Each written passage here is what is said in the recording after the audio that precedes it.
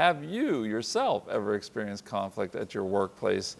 I'm pretty sure you have. Most of us have in one form or another, and it can definitely lead to a lot of stress. Well, our next guest is a psychologist, an author, and speaker. And in his new book, this is Dr. Paul White, Making Things Right at Work, he helps you to understand the sources of conflict and offer strategies on how you can resolve conflict in a more effective, loving manner. Boy, this is going to be great. Paul, welcome to Hope Today. Thank you, Tom. I'm glad to be with you and Anna this morning. Well, we're glad to have you, and this is something. I mean, I've had a long career. I've worked for several different companies. I've worked here for many years, but conflict does arise. What is the source? Where does most of the conflicts in the workplace arise from? Yeah, conflict comes from a number of places, and we address that in our book. And just to broaden a little bit, I think sometimes people don't think, well, I'm not in conflict with, I'm not really at battle, but there's a sense of tension in the relationship. And one of the first places is just miscommunication. I love the verse from James because it talks about being quick to listen.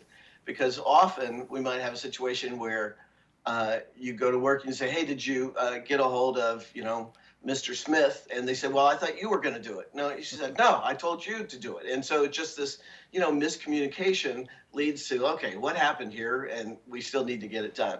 So that's the main one, actually, that if we would slow down in our communication with one another, and this is obviously true at a personal level as well, and make sure that we heard the other person correctly, and not only heard them, but understood what they were trying to say. And the easiest way to do that is saying, okay, just to get it right, this is what you're saying, and communicate that, and then they have the opportunity to correct it. So that's a baseline one that really can help us avoid a lot of uncomfortable situations. The other is just what I would call misattributing motives to people. Let's say you have an event that your team does, and there are good parts and bad parts, and the next day you're having a review as a committee, for example, and somebody says, what do you think we could do better next time?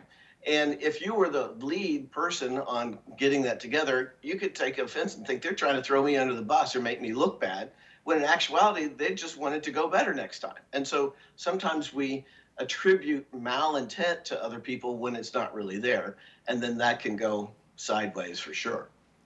Well, I think one of the things that was so key in the book was different languages. I know you wrote this with Gary Chapman, who is the author of the 5 Love Languages. Well, there's other languages that we have at work as well. In fact, I like this chapter on the languages of being offended, and I'll just read this one sentence. Many people report that they become more irritable and offended when they don't feel valued or appreciated for their contributions. Now, we're all different, and we all respond to different ways of showing that. Could you just talk a little bit about that and about how some of those ways can be used so that we don't get offended? Sure. I had the privilege of working with Dr. Chapman and applying the 5 love languages to work-based relationships. And we have the book called The 5 Languages of Appreciation in the Workplace, and it's done well. It's sold 500,000 copies and used by corporations and small family businesses. And essentially, we take the same 5 languages in name and apply them to work. They sound the same, but they look different. So words of affirmation, quality time, acts of service, tangible gifts, and even physical touch. Let me give you an example of each. Words of affirmation, you're affirming the value or what somebody did. And it could say, Becky, thanks so much for getting your report done in on time. That really helps me be able to get my report to my supervisor on time. So, and it can be oral, it can be written. And actually we have 300,000 people that have taken our assessment and know that words is 46% of all people who work value words as their primary way to be shown appreciation. Quality time is an interesting one in that it breaks out sort of generationally. Those of us that are a little bit older, we value time with our supervisor or manager and being able to interact. Younger employees tend to like time with their colleagues and peers, where they want to go out to lunch together or go out afterwards. And when they're included, they feel valued. Acts of service is not rescuing a low-performing colleague, but more doing something that helps them get their job done. An easy example is when you're on one of those time-limited projects, you're they're really working hard to get it done. What's something that somebody can do to help make that go better? Whether that's bring in lunch so you keep working, maybe answer calls or your email so you can keep focused on the task. And quality time is about 26% of the population. Active service is 22, so 1 out of 4, 1 out of 5. Tangible gifts, it's not big bonuses and that kind of thing. It's just small things that show you're getting to know your colleagues. Maybe their favorite cup of coffee. Maybe you found an article or a magazine about their favorite sports team or their hobby, and you get that for them. And then just lets them know that you getting to know them and you think about them.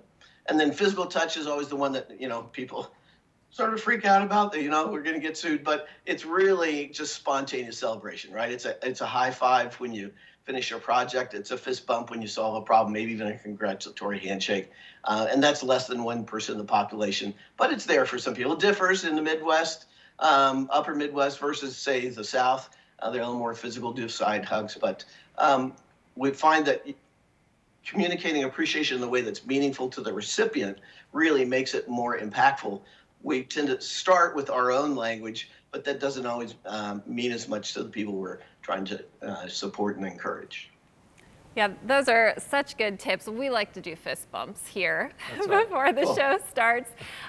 So those are great leadership tips, things that leaders can take and apply.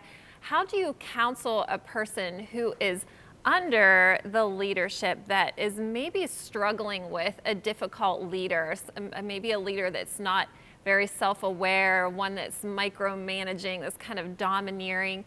What does the person underneath of them have in their control to help resolve the tension and the conflict that they're feeling?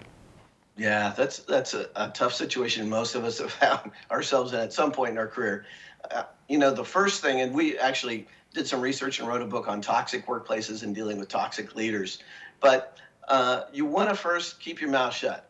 To be honest, you want to sort of slow your response time down because we can respond too quickly where we've maybe misinterpreted what's going on or we don't have all the information. So it's sort of wait, pray to God for patience, and then make sure you're doing what you are doing and should be doing. Lots of times we can get sucked into some of these, interpersonal dynamics and wind up not doing our job, which leads us open to being criticized. So you want to do that. And then a nice phrase that I found to be helpful is, let's say, supposedly the company's values or even the leader's values, they say, are to treat other people with respect. And yet you don't feel treated with respect. To say, I'm confused. Help me understand this. On the one hand, we talk about respect, but then we also say derogatory things in team meetings in front of other people. Help me understand what's going on there and what we could do differently. So sort of owning it yourself that I'm confused versus a you statement. Say, you shouldn't do this, or, you shouldn't, call out somebody in front of other people. And so start with yourself. That's always the best place to start. And then slowly see where it goes from there and get input from colleagues or other people that are good sounding boards for wisdom for you.